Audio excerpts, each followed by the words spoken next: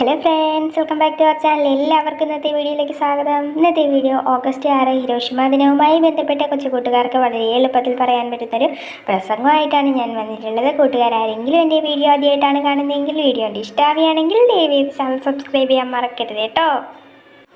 മാന്യ സദസ്സിന് നമസ്കാരം. ബഹുമാനപ്പെട്ട അധ്യാപകരെ, പ്രിയ കൂട്ടുകാരെ, ഇന്ന് ഓഗസ്റ്റ് 6 ഹിരോഷിമ ദിനം.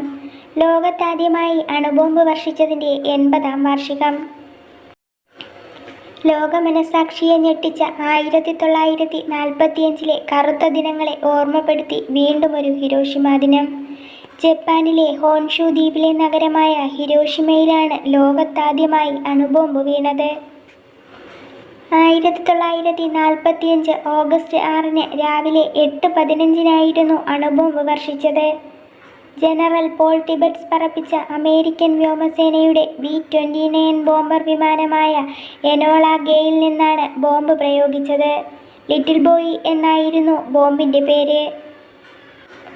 സൂര്യനു തുല്യം ഉയർന്നു പൊങ്ങിയ തീജ്വാലകൾ ഹിരോഷിമ നഗരത്തെ ചാമ്പലാക്കി.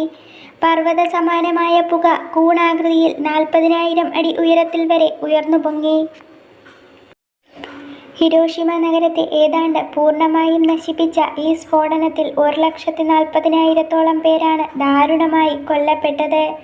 ബോംബ് വർഷത്തിൻ്റെ റേഡിയേഷൻ പിന്നെയും പതിറ്റാണ്ടുകളോളം ജപ്പാനെ വേട്ടയാടി. ഇപ്പോഴും റേഡിയേഷൻ അതിപ്രസരത്തിൽ ഒരുപാട് പേർ രോഗം ബാധിച്ച് ദുരിത ജീവിതം നയിക്കുന്നു. യുദ്ധം നമുക്ക് നഷ്ടങ്ങൾ മാത്രമേ ഉണ്ടാക്കൂ. യുദ്ധം വിനാശം മാത്രമേ വിതയ്ക്കൂ. ഇനിയൊരു യുദ്ധം ഉണ്ടാകാതിരിക്കാൻ നമുക്ക് പ്രയത്നിക്കാം. ഇനിയൊരു യുദ്ധം വേണ്ടേ വേണ്ട എന്ന് ഉറക്കെ പറഞ്ഞുകൊണ്ട് ഞാൻ എൻ്റെ വാക്കുകൾ നിർത്തുന്നു. നന്ദി, നമസ്കാരം.